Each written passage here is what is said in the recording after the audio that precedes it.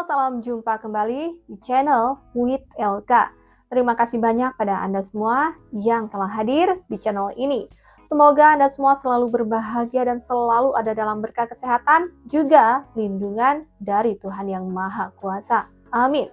Kita lihat pernyataan dari politisi senior Julvan Lindan tentang tanggapan Pak Hasto akhir-akhir ini yang mewakili PDIP yang dianggap selalu membuat narasi negatif dan menyerang personal kepada Pak Jokowi karena tidak menerima kekalahan PDIP ya.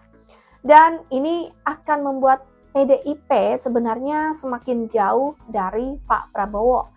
Mari kita simak video selengkapnya dan ada juga sindiran keras untuk PDIP dari Presiden Prabowo Subianto. Ini dia. Saya nggak tahu kapan diundang PDIP gitu. Ini bukan minta diundang loh. Tapi kira-kira kalau diundang ganti merah. Bukan, ini namanya solidaritas. Partai Gerindra, partai nasionalis yang religius. Iya. Saya kalau dipanggil kiai datang, saya nggak berani nggak datang, ya kan? Saudara-saudara,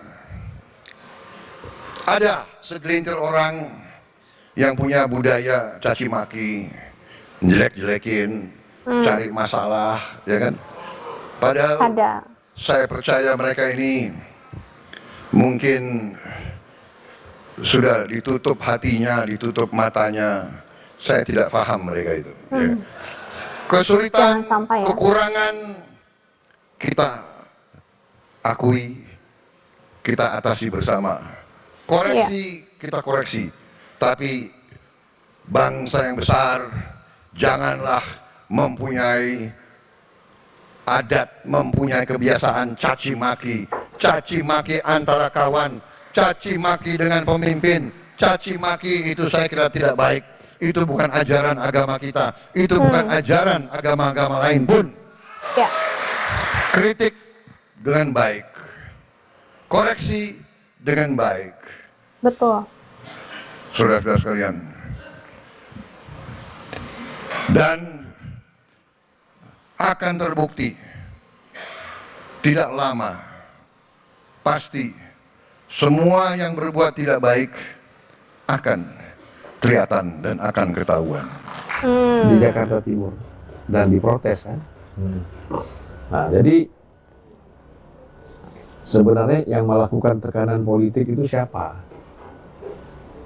Ya menurut saya PDIP yang melakukan tekanan politik. Itu kan sebenarnya bentuknya teror ya. Bahwa belum pas di satu putaran sudah euforia, sudah melakukan demonstrasi, tekanan-tekanan. Ini menyatakan bahwa lo kalau nggak ini menang, curang dan bahaya. Nah, satu hal yang kita khawatirkan soal Jakarta ini bisa konfliknya tajam. Kita lihat waktu putaran pertama mulus, tidak ada konflik.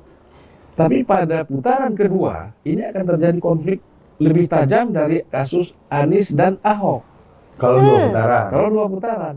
Bisa kita kan nggak bicara Pram, kita bicarakan ini PDIP.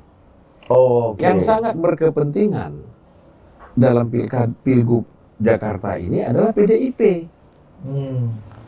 Kalau Pram sih biasa aja. Kalau menurut saya Pram itu kalah biasa, menang biasa aja dia. Dan dia tidak akan orasi ataupun narasi untuk menggerakkan masyarakat untuk konflik. Itu kalau dari sisi Pram ya. Tapi kan kalau PDIP punya prestis, punya kepentingan bagi terutama kan, bahkan menurut saya Ibu Mega pun kalau seandainya kalah itu biasa aja. Wajarlah, kita kan cuma satu partai. Yang lain banyak. Kalau kita kalah itu wajar. Tapi yang nggak bisa menerima kekalahan ini Hasto.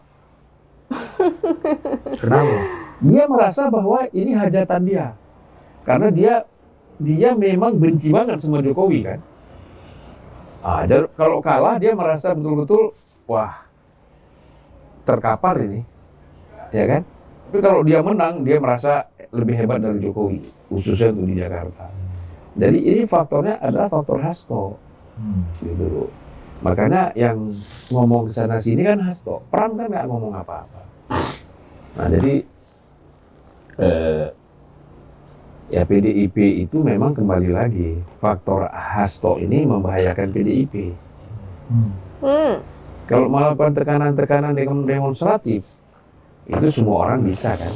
Kita ingat sebelum hari H pilkada misalnya ada begitu banyak ribuan orang, mereka teriak-teriak kan di depan HI. Ya. Apa yang dia bilang? Apa Bud? Apa? Ini bukan kandang banteng, gitu. Jakarta bukan kandang banteng. Nah ini kalau nanti kelompok-kelompok pro kontra ini bisa bersama-sama turun ke jalan, saling dukung mendukung. Ini saya melihat di sini ada konflik itu bukan karena gesekan ideologis, tetapi karena praktis saja. Sama-sama turun ke jalan, kemudian ada kan selalu paling gampang memicu itu kalau ada kelompok pihak ketiga yang lempar mercon ke sana, di sana merasa ke sini, balas-balasan akhirnya konflik, gitu kan. Apalagi arahnya ke KPU misalnya, KPUD. Nah, itu bisa lebih parah lagi. Apa ya, punya kepentingan lah, kayak orang main bola aja. Ya kan? Satu dukung Barcelona, satu lagi dukung Madrid. Itu kan bukan faktor ideologis kan? Tapi mereka bisa konflik, bisa bentrok. Kalau bola itu bisa dilokalisir. Tapi kalau politik ini kan bisa meluas kemana-mana. Yeah. Seolah-olah di tempat lain kalah, kalau menang di Jakarta itu prestis. Padahal kan kalau kita bicara dari segi kuantitatif, Elektoral. ya elektoralnya itu kan justru Jakarta kalah nggak apa-apa, yang penting gue menang di tempat lain kan gitu. Ya kalau Hasto ini mati-matian di Jawa Tengah dia sudah nyerah dengan mengatakan bahwa Bambang Pacul tidak mendukung Andika, itu dia sudah kalah, ya kan? Dia sudah tahu nih kalah. Tapi gua harus cari kambing hitam nih. Siapa? Ketua DPD Jawa Tengah. Siapa? Bambang Pacul. Gitu loh. Yang lucunya ini kan hanya Bambang Pacul yang dipersoalkan. Sulawesi Utara, ketua DPD-nya siapa? Oli Dono Kambe. Oli. Kalah kan? Kalah. Tapi nggak dipersoalkan. Mungkin wilayah-wilayah lain, Surabaya, Jawa Timur, juga seperti Said Abdullah. Said Abdullah kalah juga. Jawa Tengah, kemudian Bali, Sumatera Utara. Itu yang DPRD-nya di atas 30% semua, di atas 30 kursi. Gitu. Waktu pemilu 99. Nah, lama-kelamaan kan ini menyusut. Tinggallah tersisa Jawa Tengah. Ya kan? Bali pemilu 99, PDIP itu 99% kursinya DPRD-nya itu PDIP. Tersisa hanya satu kalau nggak salah Prasi Abri. Bayangkan. Nah tapi karena mungkin tidak terurus apa lama-lama Turun. tinggal di Jawa Tengah. Nah jadi buat PDIP ini Jawa Tengah ini prestis. Begitu kalah walaupun ada Ganjar di sana, Hasto mati-matian, ya kan? Memang nggak bisa. Artinya kan orang Jawa Tengah nggak kenal siapa Andika. Kalau DPR-nya memang kuat PDIP di sana. Orang kenal sama figur-figur calon anggota DPR. Sama Andika kan orang nggak kenal. Nah orang Jawa ini nggak bisa kan tiba-tiba datang muncul. Kalau Lutfi kan memang Kapolda di sana. Kapolres juga. Kapolda, kekuatan di luar PDIP itu memang udah solid gitu.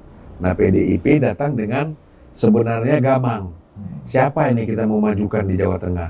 Ada Andika, ya kan? Gitu. Yang wajah baru di masyarakat Jawa Tengah. Secara nasional Andika dikenal, ya kan? Tetapi di Jawa Tengah dia wajah baru.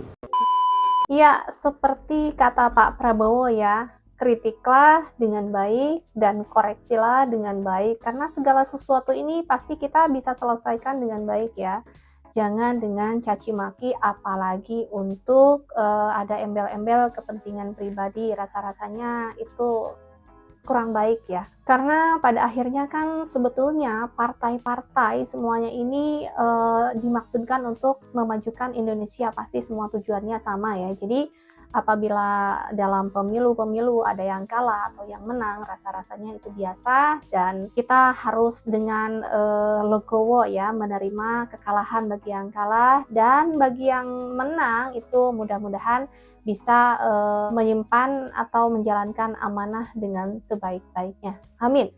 Sampai di sini with LK teman waktu Anda, semoga menjadi informasi yang bermanfaat dan menarik untuk Anda simak. Sampai jumpa lagi di next video. Terima kasih banyak.